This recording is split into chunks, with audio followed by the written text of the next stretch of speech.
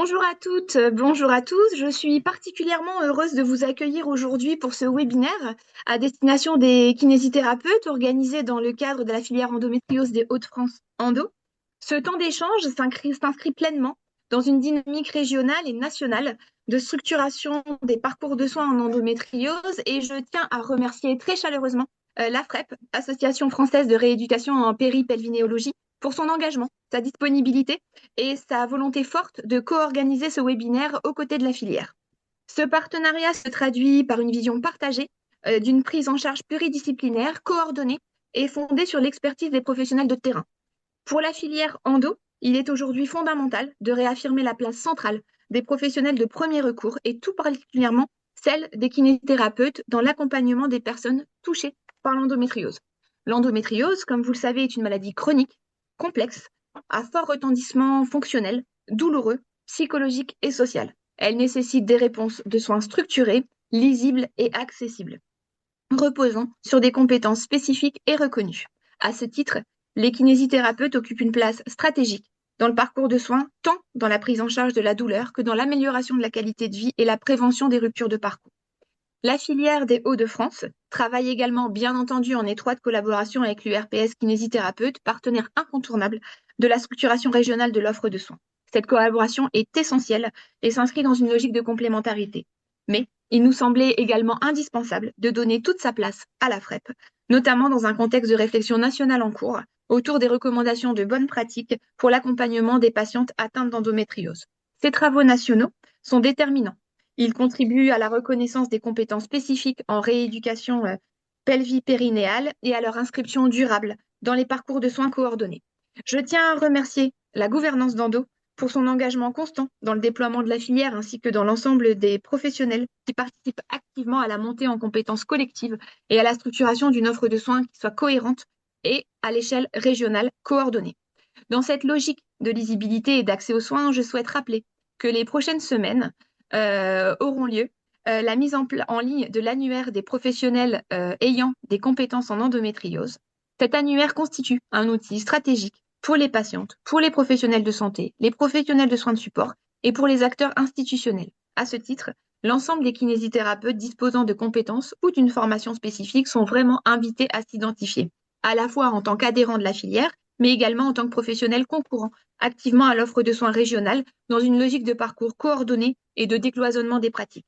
Ce webinaire illustre concrètement notre ambition commune de faire évoluer les pratiques, de renforcer les collaborations interprofessionnelles, d'inscrire durablement les kinésithérapeutes comme acteurs clés de la prise en charge de l'endométriose au service des patientes et dans les territoires. Quelques informations pratiques maintenant. Avant de démarrer, vous pouvez poser vos questions dans l'espace dédié questions-réponses. Celles qui ne pourront pas être traitées en direct recevront une réponse par mail après le webinaire. Un questionnaire d'évaluation vous sera envoyé à la fin de ce webinaire. Il est très important pour nous de recueillir vos retours afin d'améliorer nos sensibilisations, l'accompagnement et la prise en soin sur la région des Hauts-de-France. Le replay du webinaire sera également envoyé à tous les inscrits quelques jours après celui-ci. Je remercie les orateurs chaleureusement pour leur intervention.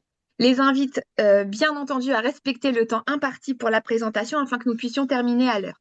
Je vous souhaite à toutes et tous un excellent webinaire et je me permets maintenant de laisser la parole à Blandine qui va nous parler plus en détail de la FREP. Bonjour Blandine. Bonjour. Alors, je vais vous faire mettre un petit PowerPoint pour vous présenter la FREP. Je pense que là, vous devez maintenant le voir. Euh, hop, voilà. Donc, la FREP est l'Association française de rééducation en pelvipérinéologie.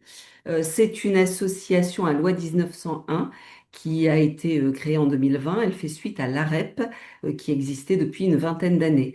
C'est une association qui regroupe des kinésithérapeutes qui exercent spécifiquement la pelvipérinéologie et nous étions fin décembre à peu près 250 adhérents. Nous avons différents pôles pour représenter la pelvipérinéologie dans son ensemble et des antennes locales se développent sur tout le territoire. Donc, dans les Hauts-de-France, il y a une antenne locale de rééducation en pelvipérinéologie et on peut accéder à l'annuaire de la FREP sur le site internet de la FREP. Les membres du bureau donc sont 13. Notre présidente est Delphine Girard Et nous avons chacun des rôles en trésorerie, en communication, secrétariat, lien avec les institutions, lien avec les différents kinésithérapeutes. Voilà, et nous avons donc tout un travail qui est fait pour faire fonctionner cette société savante. Nous avons d'ailleurs des liens avec les différentes sociétés savantes qui œuvrent pour la sphère pelvienne.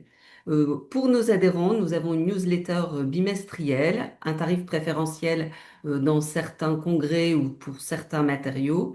On essaye de produire des outils pour la rééducation, du contenu scientifique, ce qui est un petit peu l'objectif des différents groupes de travail.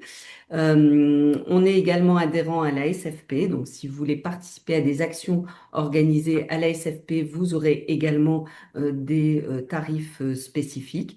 Et nous avons aujourd'hui un certain nombre de groupes de travail autour de la pelvipérinéologie. Vous aurez par ailleurs tout à l'heure la présentation de notre super groupe de travail axé sur l'endométriose. Nous organisons des congrès tous les 2 ans. Le prochain aura lieu à Lyon les 20 et 21 mars 2026. Et dépêchez-vous si vous n'êtes pas inscrit, il ne reste qu'une quinzaine de places. Et nous essayons d'organiser des soirées locales et des webinaires en fonction des possibilités de chacun, car je rappelle que tout ce travail est du bénévolat. Nous sommes donc en lien, je vous le disais, avec les sociétés savantes comme la SNFCP, le CNGOF, la CIFUD-PP, l'Association française d'urologie, et nous essayons d'organiser des actions avec eux. Je vous ai parlé de notre prochain congrès à Lyon. Et je vais maintenant laisser la parole à notre groupe de travail endométriose qui va vous expliquer tout ce qu'ils ont pu faire. Et voilà, donc je laisse la parole à, je ne sais plus qui À moi. commence, c'est Merci moi. Blandine, Voilà, c'est pas grave. Je vais je vous prendre la en parole prie. pour présenter très rapidement en fait les enjeux et puis les travaux en fait engagés de la filière endométriose des Hauts-de-France. Et puis je donnerai après cette petite présentation en fait la parole à Sophie qui nous présentera les recommandations et le cadre général. Je me permets de partager la présentation.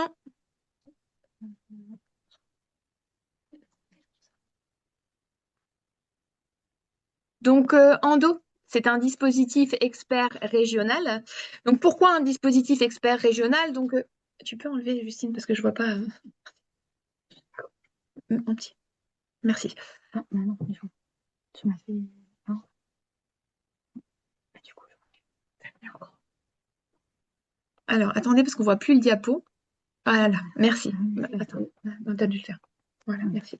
Donc en fait, pourquoi en fait une filière régionale? Donc un besoin de coordination et un besoin de structuration régionale a été évoqué et ce depuis 2022, depuis le lancement de la stratégie nationale de lutte contre l'endométriose. Pourquoi? Parce qu'effectivement aujourd'hui les femmes sont en errance médicale en moyenne de 7 ans, entre 7 et 10 ans avant même qu'un premier diagnostic ne soit posé que parmi ces patientes, environ 70% souffrent de douleurs invalidantes et 80% d'entre elles de fatigue chronique, parce que c'est une maladie, comme on le disait tout à l'heure, qui a de fortes répercussions sur la vie quotidienne, qui fragilise la santé mentale et qui peut entraîner un isolement social important. Aujourd'hui, au moins une femme sur 10 est concernée par la maladie et sur notre territoire, sur notre région des Hauts-de-France, c'est plus de 220 000 personnes touchées par l'endométriose. Ce sont des patientes qui vont naviguer entre plusieurs professionnels, parfois en manque de coordination, qui va venir fragiliser un peu les parcours de soins. Et aujourd'hui, en fait, les niveaux de prise en charge ne sont pas suffisamment différenciés, ce qui va empêcher en fait cette graduation des soins et venir un petit peu upgrader en tout cas les prises en charge des patientes qui en auraient le plus besoin. Donc au régional, cette filière s'appelle Endo, mais au national, il existe plusieurs filières de soins dans chacune des régions. Donc on a plusieurs filières donc en Bretagne, en Pays de Loire, en Occitanie, et on va travailler de concert et en collaboration étroite avec nos collègues des différentes filières pour justement essayer d'avancer ensemble pour répondre à des besoins qui sont identifiés au niveau national et qui vont permettre nous faire avancer plus vite et d'avoir un cadre en tout cas optimal pour pouvoir engager cette lutte contre l'endométriose. Endo est un dispositif expert régional, je le disais tout à l'heure, qui a été initié sous l'impulsion de l'Agence régionale de santé des Hauts-de-France en réponse à la stratégie de lutte contre l'endométriose. À ce jour, Endo, c'est presque 600 membres actifs, professionnels du parcours de soins, professionnels de soins de support, professionnels de santé. Et tous les professionnels ayant des compétences en endométriose ont aujourd'hui la possibilité de s'identifier dans l'annuaire régional des professionnels ayant des compétences en endométriose. En première intention, cet annuaire va être ouvert à la consultation aux professionnels pour que vous puissiez trouver aussi des collègues à proximité de vos cabinets pour pouvoir orienter vos patientes qui en auraient la nécessité. Et puis, à moyen terme, d'ici 2 ou 3 mois, l'annuaire sera ouvert aussi à la consultation aux usagers pour qu'elles puissent trouver des professionnels ayant des compétences en endométriose en fonction des besoins qu'elles ont. Donc, les rôles de la filière, c'est vraiment cette coordination territoriale des acteurs de la prise en charge. C'est une animation aussi d'un réseau pluridisciplinaire et c'est un appui aussi aux professionnels de santé et aux soins de support en termes de ressources, de liens, d'orientation et puis de montée en compétences en termes de formation. Les missions principales de la filière visent forcément à graduer les parcours de soins, à faciliter la coordination interprofessionnelle, à former, on le disait il y a quelques instants, nos professionnels et les faire monter en compétences, sensibiliser aussi le grand public, toujours en lien avec les associations de patientes, notamment celles agréées par le ministère de la Santé, EndoMind et EndoFrance, mais c'est aussi soutenir la recherche et l'innovation en santé. La filière endométriose des Hauts-de-France a été identifiée comme copilote de la stratégie nationale aux côtés de nos collègues de la Nouvelle-Aquitaine. Et effectivement, il y a une dynamique forte qui est initiée au niveau national. Voici les parcours de soins comme ils se décomposent sur le territoire des Hauts-de-France, qui n'est pas forcément la même chose sur les autres territoires, puisque effectivement notre agence régionale de santé a décidé de pouvoir labelliser les établissements de second et de troisième recours en identifiant effectivement nos centres de second recours en tant que centres multidisciplinaires. Donc vous avez la liste des établissements qui sont identifiés comme centres de second recours en dessous du petit carré bleu. Et en dessous du petit carré jaune, vous avez nos établissements de troisième recours. L'idée, c'est vraiment de pouvoir engager donc une information, une sensibilisation auprès des professionnels de contact qui puissent informer eux-mêmes, repérer les signes évocateurs de la maladie et pouvoir orienter les personnes touchées vers les professionnels de premier recours qui, eux, vont assurer le repérage, le diagnostic, les traitements et vont engager les suivis et qui pourraient potentiellement en fait orienter les patientes qui en auraient le plus besoin vers les centres de second recours et nos centres de second recours orientent vers les centres de recours chirurgicaux les patientes qui auraient besoin d'un plateau technique un peu plus important et qui nécessiterait une prise en charge chirurgicale, par exemple, complexe. Donc, adhérer à Endo, c'est se connecter donc via ce QR code ou se connecter sur endo.fr et pouvoir être identifié en tant qu'acteur, en tant qu'adhérent de la filière de soins. C'est concourir en tout cas à cette graduation des soins, c'est faciliter l'orientation des patientes, c'est accéder aussi aux dernières recommandations et puis c'est surtout avoir accès à un réseau de professionnels ayant des compétences en endométriose. S'inscrire dans l'annuaire, c'est être professionnel de santé ou de soins de support dont la spécialité est identifiée dans les recommandations HAS. Donc là, les kinés, vous faites partie intégrante de cet annuaire et je vous invite vraiment vivement à vous référencer dans l'annuaire. C'est être adhérent forcément à la filière. Et pour pouvoir être inscrit dans cet annuaire, il va falloir vous soumettre, entre guillemets, à un petit quiz de 10 questions permettant d'évaluer vos connaissances en endométriose. À l'obtention de 70% de bonnes réponses, vous êtes identifié après avoir validé votre adhésion en tant que professionnel ayant des compétences en endométriose. Je vous remercie. J'ai essayé d'être concise et rapide. Je vais me permettre de laisser la parole à Sophie, que je remercie en tout cas pour ton intervention et que j'invite à partager son diaporama. Alors, je partage l'écran. Sophie, tu me dis si c'est bon de votre côté? Moi, c'est bon. Ok, parfait. Bah, c'est à toi. Bon, bonjour à tous. Merci les Hauts-de-France de m'avoir invité à participer à cette présentation. L'idée de coordination, je pense que ça sera le maître mot finalement de cette présentation aussi. Aujourd'hui, nous allons vous parler de la place de la kinésithérapie dans dans la prise en charge des patientes atteintes d'endométriose. Et pour illustrer nos propos, nous allons principalement nous baser sur une recommandation, en tout cas une publication qui est récente puisqu'elle date de 2025. Cette publication, elle est le fruit d'un groupe de travail où j'ai la chance d'avoir fait partie, qui a réuni finalement tous les collèges scientifiques des professions de santé qui prennent en charge les patientes atteintes d'endométriose. Cette publication, elle avait plusieurs objectifs. Le premier, principalement, était d'actualiser les recommandations de la Haute Autorité de Santé qui date de 2018. Et du coup, dans cette actualisation, je dirais que pour nous, la grande nouveauté, c'est que nous étions présents, puisque nous étions les grands absents de 2018. Et donc là, c'était quand même un peu cette reconnaissance que les kinésithérapeutes sont des acteurs pour la prise en charge des patientes atteintes d'endométriose. Le deuxième objectif, et sur lequel je dirais on a pas mal travaillé, c'était vraiment la volonté de mieux évaluer les symptômes douloureux des patientes et de façon très globale. Et donc du coup, finalement, ce travail, il a amené à une proposition de prise en charge qui est, là encore, et on dira maintes fois, pluridisciplinaire. Je ne vous apprends rien. Quand on parle de la douleur dans l'endométriose, finalement, c'est une douleur qui souvent s'avère complexe et du coup qui nécessite une prise en charge parfois complexe, mais pas infaisable. Il y a de multiples symptômes douloureux et malheureusement, encore aujourd'hui, c'est ce que vous avez évoqué en dos, le parcours de soins des patientes est malheureusement encore trop laborieux et trop éprouvant. L'idée dans cette introduction, c'est de mettre l'accent justement, et pour aussi pas se répéter à chaque fois finalement, dans toute la présentation, sur la nécessité d'avoir déjà une évaluation globale de la patiente, de vraiment tenir compte de la souffrance de la patiente, parce que quand on a un parcours de soins qui est laborieux, qui est éprouvant, et malheureusement, quand on a une douleur qui persiste depuis plus de 3 mois, il y a un retentissement psychosocial. Et donc, en tant que professionnel de santé, il faut vraiment qu'on apprenne à légitimiser justement toute cette souffrance. Et bien sûr, et ça, c'est propre à tous les professionnels de santé, le kinésithérapeute finalement doit vraiment avoir en tête tous les drapeaux rouges euh, qui finalement, si il y a des symptômes cliniques, nécessiteront une réorientation de la patiente. En gros, une patiente atteinte d'endométriose, elle n'est pas à l'abri d'une infection urinaire, même si elle a l'habitude d'avoir une vessie douloureuse, par exemple. Et donc, c'est vraiment important de parler justement d'expertise et que les professionnels soient formés. Finalement, les drapeaux rouges, c'est le minima de la connaissance dans une prise en charge de patientes atteintes d'endométriose. Donc, je vais laisser la parole à Clara Roux de Lyon qui va vous présenter le bilan en kinésithérapie.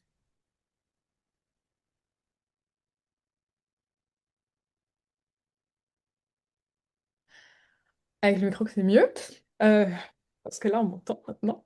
Bonjour à tous et à tous. Donc, moi, je vais vous présenter le bilan. Alors, on va se baser déjà sur ce qui ressort de l'article de consensus dont Sophie vient de vous parler. Je précise juste que cet article, il était vraiment sur la prise en charge des douleurs pelviennes liées à l'endométriose, mais je pense qu'on peut quand même se baser dessus pour faire notre bilan dans la prise en charge de l'endométriose, on va dire tout court.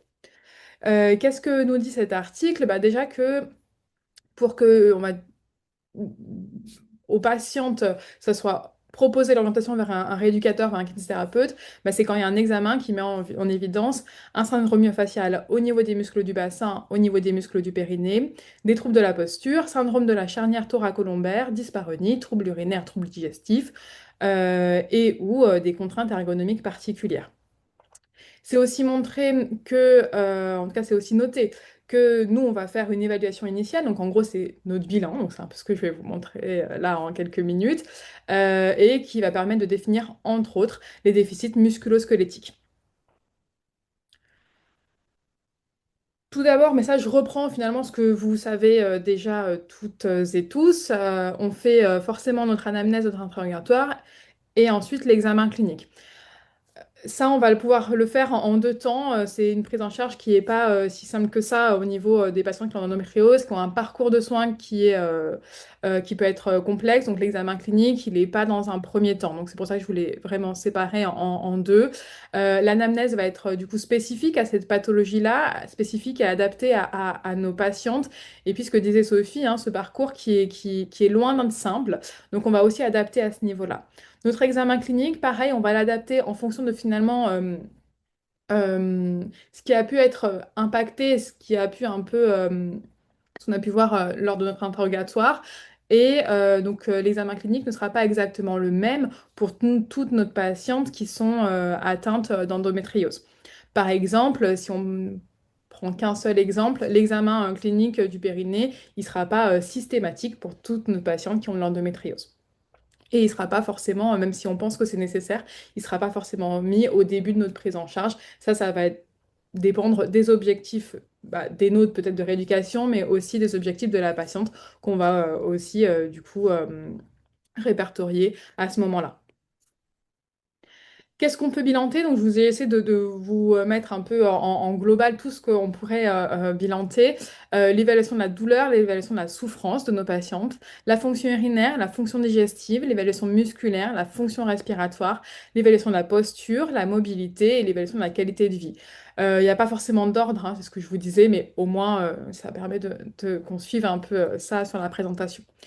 Si on prend déjà l'évaluation de la douleur, je pense que ça c'est quand même important. Et là, on peut aussi s'aider, je ne sais pas si vous avez déjà entendu du tilt avec la temporalité, l'intensité, la localisation et le type de douleur.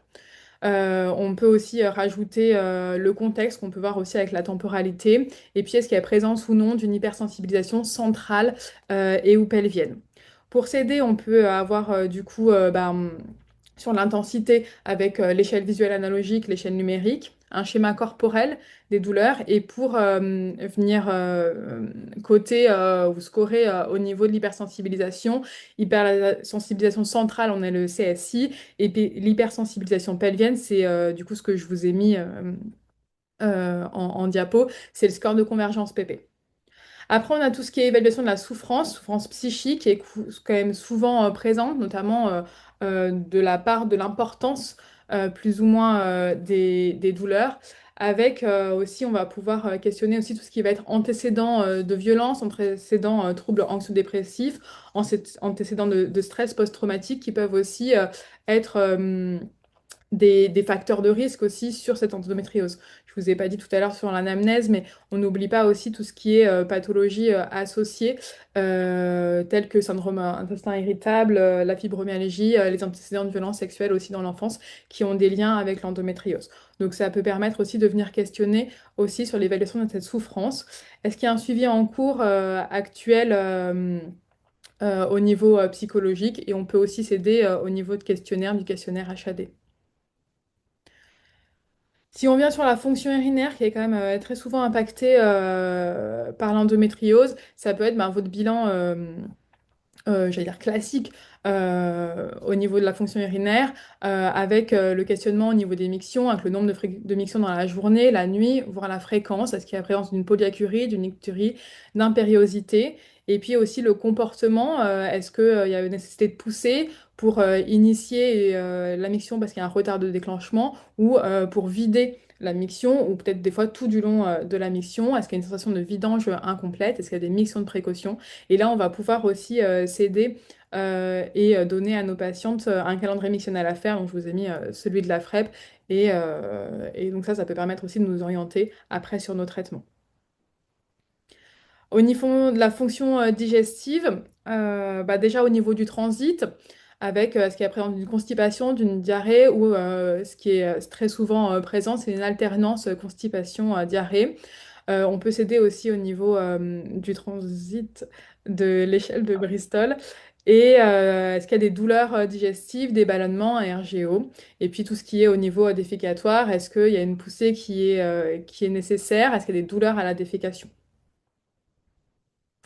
Au niveau musculaire, on peut se dire que c'est une évaluation musculaire un peu globale, donc je vous ai un peu scindé en deux. Mais déjà, l'évaluation musculaire au niveau du tronc, au niveau des membres inférieurs, on peut mettre aussi les abdominaux à ce niveau-là. Et donc tout ce qui va être paravertébraux, pelvis trochantérisien, adducteur, psoas, ischio-jambier. Et là, ça va être vraiment notre bilan au niveau de la compétence musculaire. Est-ce qu'il y a une augmentation notamment de tonicité musculaire? Est-ce qu'il y a présence aussi de syndrome myofascial? Les muscles du périnée, je les ai séparés un peu exprès parce que déjà ce bilan-là, il n'est pas forcément systématique. Ça va dépendre aussi des symptômes présents ou non chez notre patiente. Et là, pareil, ça va être de venir bilanter la compétence en contraction et notamment en relâchement. Et du coup, d'aller bilanter cette tonicité musculaire. Est-ce qu'on a une augmentation de cette tonicité-là notamment, et puis d'aller voir la conscience musculaire. Si tu peux juste revenir sur la diapo. Pardon, je vais trop vite, j'ai mon mot qui rip. J'ai fait une pause trop longue. Et puis, on va bilanter du coup le périnée tout seul, les abdominaux tout seul, le diaphragme tout seul. Mais on va aussi bilanter la synergie entre les trois. Et du C'est bon? ouais. Et du coup, en parlant du diaphragme, on va pouvoir aussi, en même temps qu'on va venir bilanter vraiment cette compétence du diaphragme. Est-ce que, pareil, on a une augmentation de tonicité ou pas? On va pouvoir aussi bilanter la fonction respiratoire dans sa globalité. Du coup, aller voir la capacité respiratoire. Est-ce qu'elle est entière ou pas? Est-ce qu'on a une respiration qui est plutôt thoracique, plutôt abdominale? Est-ce qu'on a une respiration qui est paradoxale? Et donc, on va pouvoir bilanter tout ça. Sur la posture, je vous ai quand même mis une diapo, je trouve que c'est important à cause notamment des douleurs. Nos patientes peuvent présenter des postures otalgiques, donc ça va être important de les bilanter et d'aller voir aussi est-ce qu'il y a des compensations musculaires pour pouvoir aller travailler aussi là-dessus et redonner du mouvement. Euh, et du coup, après, on va pouvoir bilanter la mobilité. Alors, mobilité, en effet, on peut aller sur la mobilité sur des zones du corps, d'aller voir les amplitudes du mouvement, est-ce qu'elles sont complètes, est-ce qu'elles sont douloureuses, et d'aller voir du coup la qualité du mouvement, on va dire en global. Mais on va aussi aller voir la mobilité du corps dans le quotidien, avec les activités de la vie quotidienne. Est-ce qu'il y a des activités physiques, sportives? Est-ce qu'elles ont dû être limitées, arrêtées, peut-être, à cause de la pathologie? Et on va pouvoir aussi mettre le bilan du tonus vagal, et c'est peut-être plus après les filles qui en parlent dans les présentations, mais en tout cas, on va venir bilanter déjà sur ce qui est présent actuellement. Toute activité va se bilanter. Et puis bien sûr la qualité de vie qui peut être assez impactée par l'endométriose. On a des questionnaires de qualité de vie. Alors celui-là c'est le HP5 que je vous ai mis, qui est la version simplifiée, le HP30 qui a été validé pour l'endométriose. On a aussi le SF36 qui est un peu plus global, mais peut-être qu'on voit un peu plus souvent. Il va être important aussi de venir questionner sur la fatigue et sur la fatigabilité de nos patientes, et peut-être aussi en fonction des périodes du mois ou voilà, il y a des périodes où elles vont avoir une fatigue peut-être plus importante que d'autres, et d'aller venir aussi bilanter ces moments-là. Et du coup, pour finir sur les objectifs de rééducation, notre objectif à nous, ça va être de retrouver les fonctions qui ont pu être impactées par l'endométriose, fonctions urinaires, digestives, respiratoires, entre autres. La compétence musculaire, de la retrouver, donc différents groupes musculaires, hein, paravertébraux, membres inférieurs, diaphragme, abdominaux, périnée. Et puis bien sûr, de retrouver cette mobilité. Tout ça en accord avec les objectifs de la patiente. Et pour nous, notre objectif primordial, c'est quand même l'autonomisation de nos patientes. Voilà, merci. Et je passe la parole à Marion Sudreau, qui nous vient du Sud. Merci. Oui, donc je suis Marion, je suis kiné à Montpellier. Là, je vais vous parler du coup de la partie traitement ciblé du plancher pelvien dans l'endométriose. Donc, on va repartir du consensus, des mêmes dias que Clara, ciblé sur le plancher pelvien. Les patientes qui vont nous être envoyées, ça va être des patientes plutôt orientées pour les syndromes myofaciales du périnée ou du bassin, les dyspareunies, les troubles urinaires et digestifs. Ça, c'est vraiment ce qui va cibler le plancher pelvien. On a le point 18 qui nous parle de kiné de relaxation des muscles du plancher pelvien dans le cadre des dyspareunies et des douleurs pelviennes. Donc ça, c'est un peu restrictif, mais heureusement, on a le point suivant, le 15, qui nous permet, comme le disait Clara, de faire un bilan des déficits, le 16, pardon, des déficits musculo-squelettiques. Le périnée étant un muscle qui fait partie du système musculo-squelettique, très bien à pouvoir le bilanter et adapter les techniques à notre bilan. Donc pour la présentation aujourd'hui, j'ai fait une recherche PubMed endométriose et muscles du plancher pelvien, et c'est pas très fourni comme résultat. Donc déjà, endométriose et kinésithérapie, c'est encore pas très développé, mais vraiment muscles du plancher pelvien, c'est assez léger. Donc là, pour la présentation, j'ai un peu choisi de démembrer le grand syndrome pour en ressortir des symptômes sur lesquels là, on a un peu plus de recherche. La première étape, c'est la dyspareunie, la douleur à la pénétration. Donc là, on a une étude notamment qui est vraiment ciblée sur l'endométriose profonde, où on a testé le massage et l'étirement périnéal. Dans la littérature anglo-saxonne, on retrouve beaucoup ce massage style, donc c'est des techniques de massage et d'étirement. Et en peu de séances, il y a une amélioration des douleurs à la pénétration. et des douleurs pelviennes chroniques. Et c'était une petite étude avec peu de patientes, mais qui était quand même randomisée, donc ça peut être intéressant. Le reste de ce qu'il y a là, c'est extrapoler des vestibulodynies et des dyspareunies. Donc, un petit rappel, dans la vestibulodynie, ça a été montré qu'il y avait un tonus de base actif et passif plus élevé, c'est-à-dire que le muscle avait une plus grande activité électrogène et une plus grande résistance à l'étirement au niveau des muscles du plancher pelvien, et qu'il y avait aussi une altération de la contractilité, ce qui explique pourquoi il y a des études qui ont cherché à travailler en réentraînement des muscles du plancher pelvien, combiné à du massage périnéal et à du TENS de surface au niveau périnéal. Et ça a amélioré la force et la dyspareunie et la fonction sexuelle. Il y a 2 autres études, notamment qui ont étudié le biofeedback, pareil, avec de l'entraînement phasique et tonique pour améliorer le contrôle moteur. Et là aussi, on avait une réduction des douleurs, une amélioration de la fonction sexuelle. Et ça, c'était pour de la dyspareunie et de la vestibulodynie.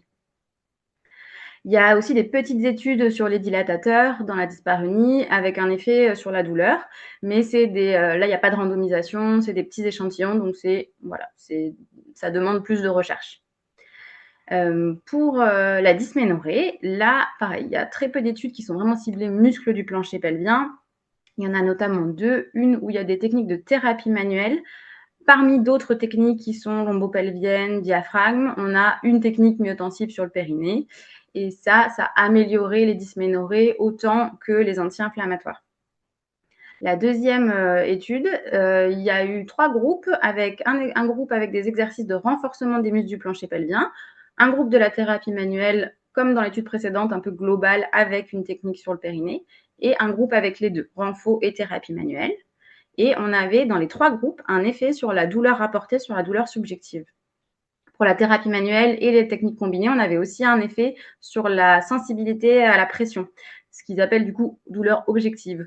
Donc, c'est quand même un effet un peu plus du combiné et de la thérapie manuelle.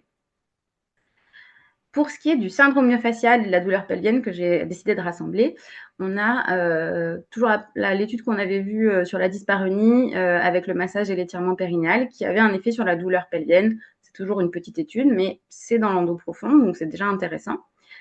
Pour le reste, j'ai fait des recherches très approfondies sur le syndrome myofascial, qui est c'est assez consensuel de dire qu'il y a ce syndrome myofascial et qu'on va pouvoir le traiter en kinésithérapie au niveau du périnée, mais en fait, toutes les revues qui en parlent, c'est des revues narratives.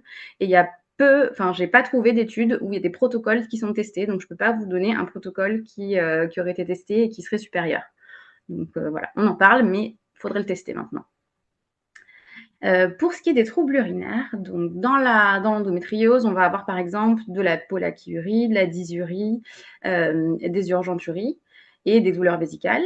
Là, il y a quelques études sur des points spécifiques. Donc, il y a 2 Cochrane qui montrent un effet du renforcement des muscles du plancher pelvien dans les fuites urinaires par urgenturie.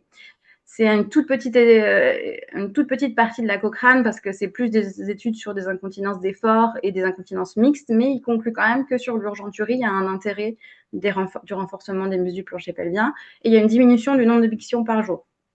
Donc ça peut être intéressant.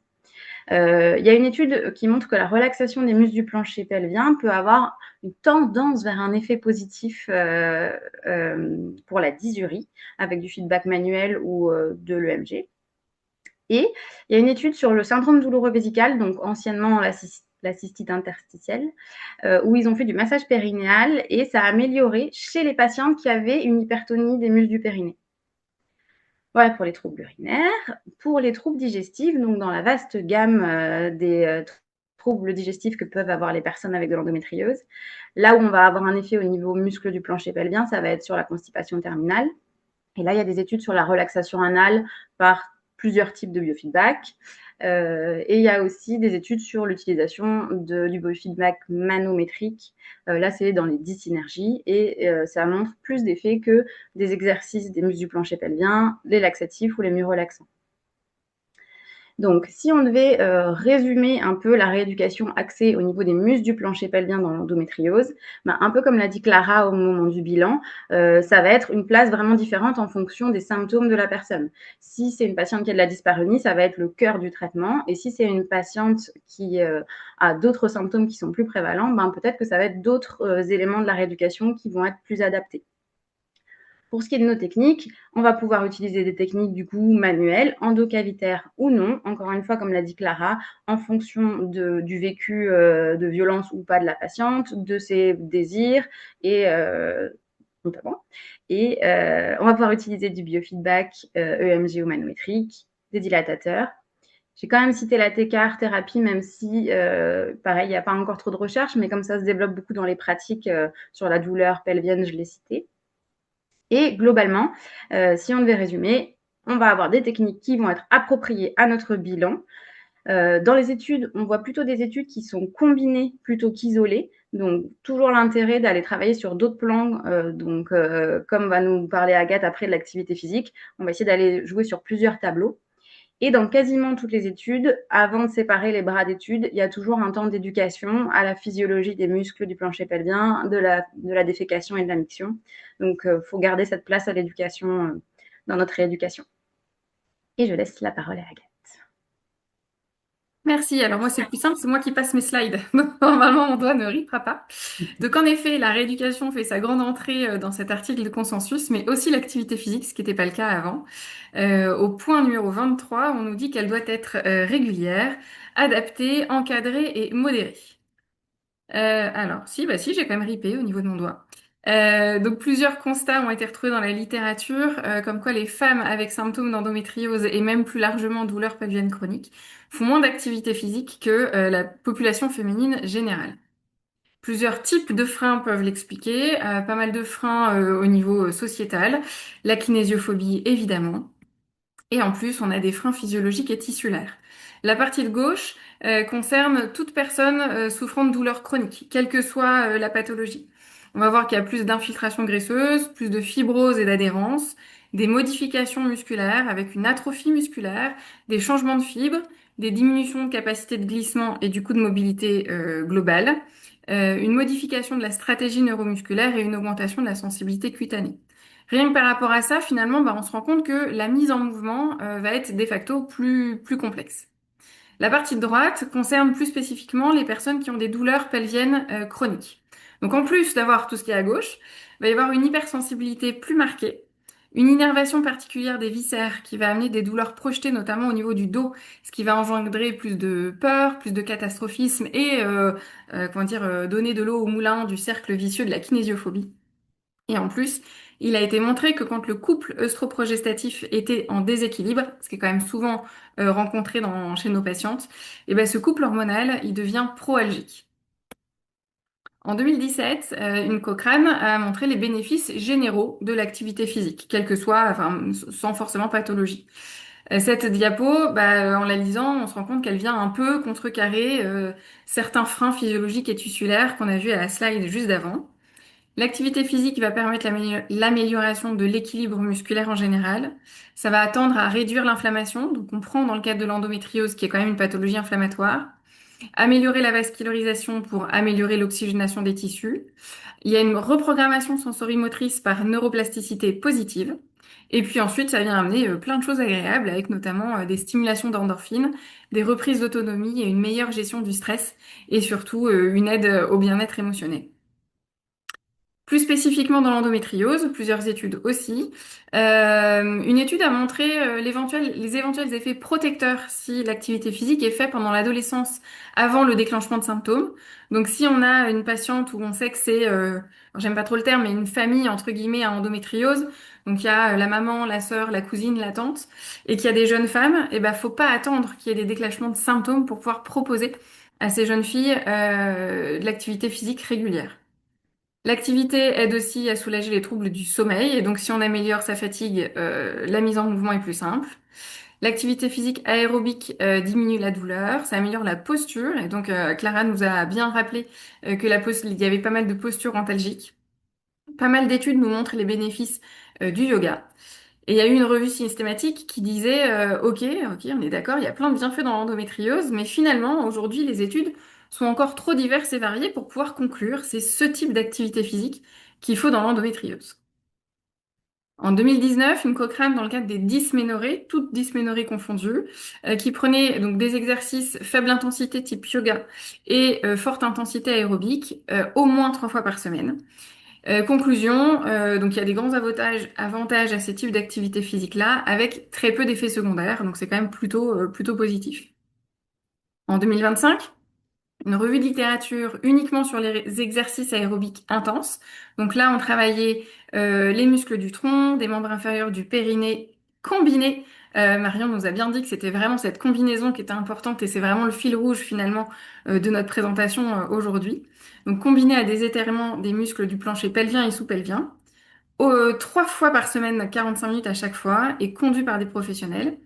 La conclusion, il y avait des avantages. Il y avait un biais qui était retrouvé sur l'observance des femmes en cas de dysménorrhée.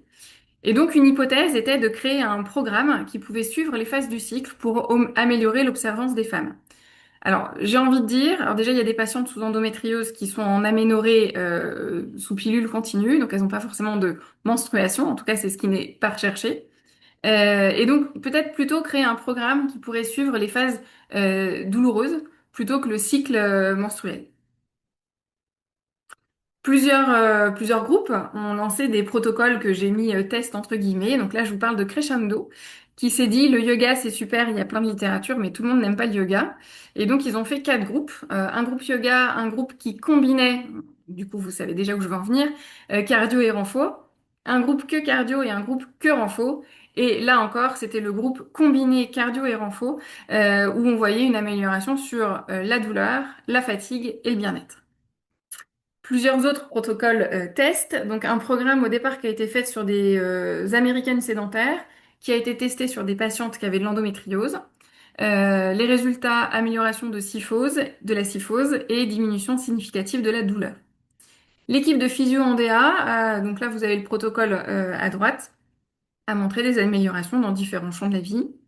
Une autre étude, donc là c'était des exercices hebdomadaires en force. Donc il y avait un groupe qui n'avait pas d'endométriose et un groupe qui avait de l'endométriose et c'était des exercices sur chaise d'extension. Dans le groupe qui n'a pas l'endométriose, le travail en force tendrait à augmenter le seuil d'activation de la douleur. C'est-à-dire qu'il faut plus d'informations nociceptives pour donner l'information douleur, ce qui est plutôt bien. Par contre, dans le groupe endométriose, soit ça faisait rien, soit ça aggravait le seuil de perception de la douleur. Donc aussi, comme nous a rappelé Clara, il faut faire en fonction des objectifs de la patiente. Mais si c'est pas dans son objectif à elle d'avoir une activité physique en force, c'est probablement pas ce vers quoi j'irais en priorité. Tout en faisant le comparatif aussi avec Crescendo, qui s'est dit que finalement cardio et renfo, il y avait des améliorations quand même intéressantes en douleur, fatigue et bien-être. Donc c'est vraiment important que ces activités physiques, elles puissent être encadrées par des professionnels pour pouvoir justement vérifier tout ça. Et finalement, il semblerait que ce soit surtout la régularité qui soit importante. Là, c'était donc autodéclaratif, plus de 1000 patientes sur plus de 90 000 jours.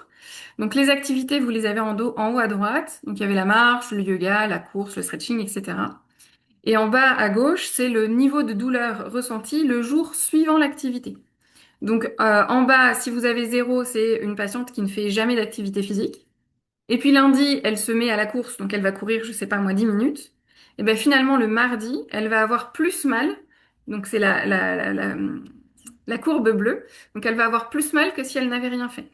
Si elle fait de l'activité physique de manière régulière, au moins 3 fois par semaine, l'activité physique ne va pas lui déclencher plus de douleur que si elle n'avait rien fait. Et vous voyez qu'à partir, au-delà de 3 fois par semaine, eh ben, le niveau de douleur ressenti le jour suivant est plus bas que si elle n'avait rien fait. Donc, une patiente active, on va s'assurer qu'elle ait fait au moins 3 fois par semaine. Et une patiente inactive pour laquelle on crée un protocole, eh ben, il va falloir faire au moins 3 fois par semaine et idéalement un peu plus. Faut pas oublier la notion de plaisir. Il y avait une étude qui montrait le biais d'observance. C'est des patientes qui ont souvent beaucoup de contraintes. Si en plus on leur propose quelque chose qui leur fait pas plaisir, bah là l'observance ne sera pas bonne. Et je conclus sur cette slide avant de passer la main. Je vérifie mon temps. On est quasi bon. Quelle est notre place de kinésithérapeute?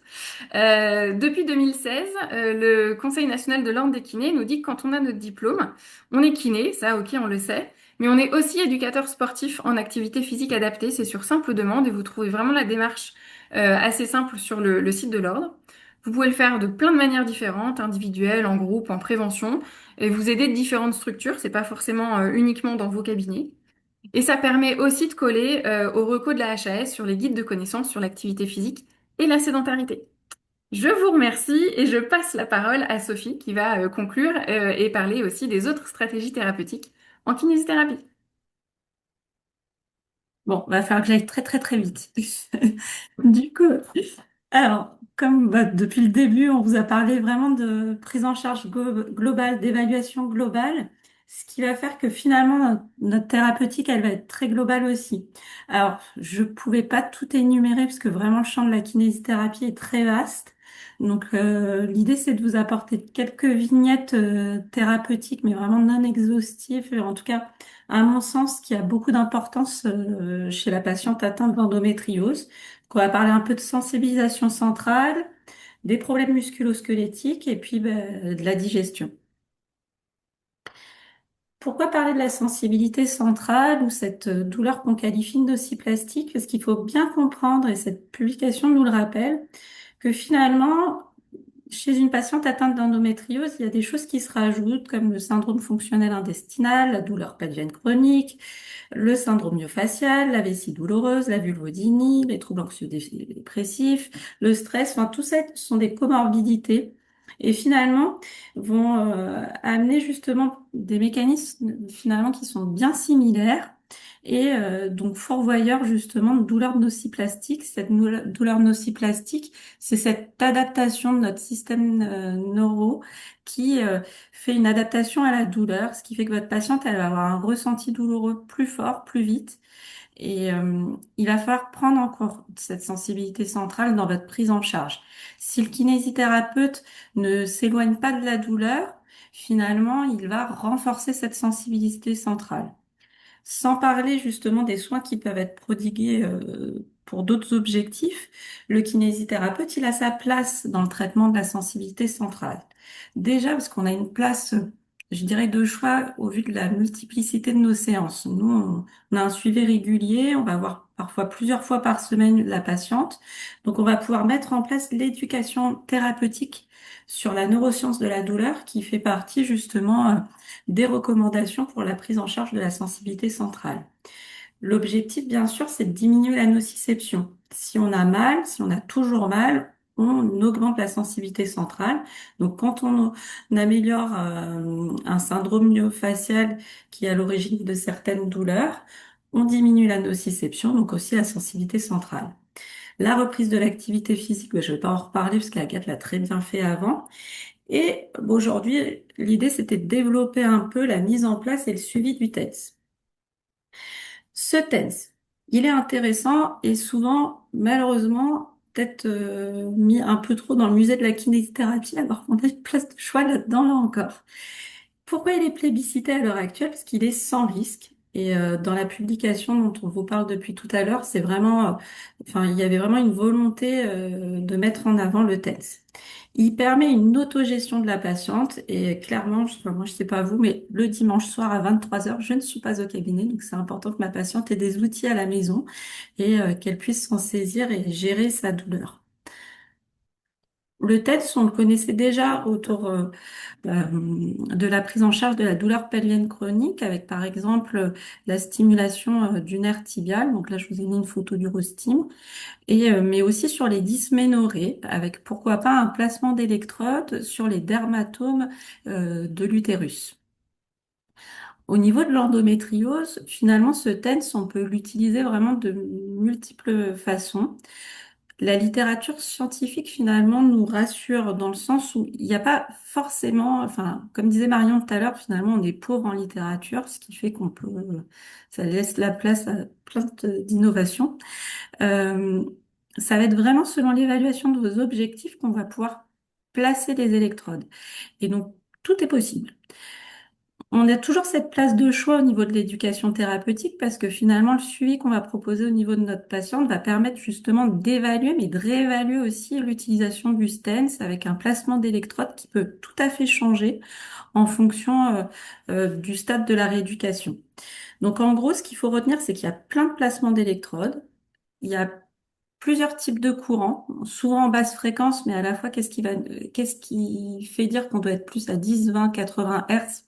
On n'aura pas de réponse là-dessus, donc c'est vraiment le ressenti de la patiente qui va permettre au kinésithérapeute de choisir le programme qui convient à la patiente. Les appareils, c'est pareil. Finalement, pas obligé d'attendre la prescription justement d'un appareil qui est souvent onéreux.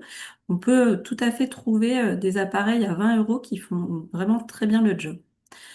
Du coup, là, j'ai voulu vous proposer quelques placements, mais vraiment là encore pas du tout exhaustifs, pour vous montrer que finalement ce TENS, il peut être utilisé par exemple en amont d'une manipulation au niveau d'un point trigger. Donc là, dans la photo qui est tout à gauche, je vous montre des électrodes en fait qui sont sur le grand psoas, mais aussi sur des points d'acupuncture et sur les racines sacrées. Après, moi, c'est vrai que j'utilise beaucoup les points d'acupuncture dans ma pratique parce que finalement, c'est recommandé aussi au niveau de la publication et on sait que le TENS peut avoir aussi une action sur ces points. Donc là, par exemple, je vous ai mis une photo avec justement sur le vaisseau conception où finalement l'électrode du haut va travailler l'étage où se situe l'électrode et pareil pour les autres électrodes plus en bas. Donc, on peut avoir un traitement de fond sur la douleur globalement ou sur les problématiques fonctionnelles, mais aussi un traitement en phase aiguë, par exemple, pendant les règles. Au niveau myofacial, au niveau musculo-squelettique, je voulais juste mettre en avant que finalement, la rééducation posturale, Clara vous en a parlé tout à l'heure, elle est essentielle. Elle est essentielle parce que si on n'évalue pas les contraintes qui sont euh, mises sur les muscles, finalement, le syndrome myofacial, par exemple, va perdurer et on a un rôle aussi, nous, kinésithérapeutes, par exemple, d'ergonomie du poste de travail et de mettre en place justement certaines choses pour diminuer les contraintes exercées sur certains muscles. Et donc, bien sûr que la mauvaise posture assise fait aussi partie du mal du siècle. Donc, le kinésithérapeute aura sa place justement au niveau de la rééducation. Alors, pourquoi on parle souvent de syndrome myofascial? On en a parlé tout à l'heure au niveau du plancher pelvien. Souvent, au niveau de l'endométriose, il est généralisé. Et donc, c'est ce que rappelle cette publication où ils ont testé plusieurs points triggers et pas seulement au niveau de la sphère pelvienne. Et on va voir justement des points triggers un petit peu partout dans le corps. Donc, on est toujours dans cette prise en charge qui se doit d'être globale. Par les réflexes viscérosomatiques, on peut tout à fait justement avoir plusieurs points avec des répercussions aussi viscérales. Euh, les techniques du syndrome myofascial, elles sont pas tellement validées, mais à la fois beaucoup énoncées. Le repérage des points triggers, si vous voulez, c'est quand même quelque chose qui est intéressant même au niveau thérapeutique, parce qu'on est sur des patientes qui ont vraiment cette angoisse du nodule, de l'aggravation de leur pathologie. Donc c'est vrai que d'expliquer que justement qu'un point trigger, il peut amener une zone de douleur et une sensation référée à distance, c'est aussi une explication des douleurs qu'elles peuvent ressentir. Les pressions et les massages, les étirements qui peuvent être utilisés, il faut vraiment avoir ce drapeau rouge en tête. Enfin, là, je l'ai mis drapeau rouge, mais c'est pas de la réorientation. Mais en tout cas, éloigner la patiente de la douleur. Donc, dans le cadre de l'endométriose, toutes les techniques myofaciales devront d'être justement non source de douleur. Et donc, il va falloir vraiment que le praticien fasse attention dans le choix de ces techniques pour pas augmenter les symptômes douloureux de la patiente. Et donc, c'est en ça que parfois le TENS en amont permettra de travailler plus tard au niveau myofacial. Enfin, vraiment de façon très rapide, les patientes atteintes d'endométriose souffrent malheureusement souvent de problématiques digestives avec des troubles du transit, des ballonnements, des douleurs. Et parfois même, on peut avoir une certaine confusion dans tous ces symptômes, dans ce qui relève de la gynécologie, du digestif ou du musculo-squelettique. On a notre place aussi en tant que kinésithérapeute sur les troubles digestifs. On peut tout à fait, c'est la slide suivante, Agathe. Travailler nous aussi pour améliorer ces troubles. Déjà en améliorant les parois-éducation abdominale, en faisant de la thérapie manuelle, de la respiration comme proposait Clara tout à l'heure, et en prenant en compte aussi justement ce nerf vague. Je vous ai rappelé tout à l'heure, si on parle de la physiologie du nerf vague, on va voir que finalement, en travaillant sur la respiration, en vérifiant au niveau du réentraînement à l'effort que les patientes sont avec des battements par minute qui sont pas trop intenses, tout ça vont être des propositions de soins aussi pour améliorer le tonus vagal. On est toujours dans l'éducation thérapeutique aussi et tous les conseils hygiéno-diététiques vont être aussi bons à prendre pour améliorer tous ces troubles du transit. Donc en gros, finalement, la kinésithérapie, vous avez compris, c'est un traitement non médicamenteux qui se veut global sur plusieurs symptômes. Et c'est ça qui est intéressant. C'est justement, on a une place de choix pour travailler plusieurs symptômes en même temps. C'est pas le cas dans toutes les professions. Il y a un intérêt du suivi, notamment sur l'éducation thérapeutique. Et après, sur l'évaluation progressive de la patiente et la réorientation tout le long de son parcours de soins. On fera partie des intervenants finalement qu'elle verra le plus régulièrement. Donc du coup, dans ce rôle de coordinateur, on a une place de choix aussi. Comment prescrire la kinésithérapie? C'est souvent là que le bas blesse. Il n'y a pas d'acte au niveau de l'endométriose, donc ça va être selon le déficit médical. Et finalement, c'est pas parce qu'on a une prise en charge globale qu'on a un acte global. Donc c'est vraiment aussi au médecin de définir au niveau de son diagnostic quels sont les déficits et vers où est-ce que nous devons travailler.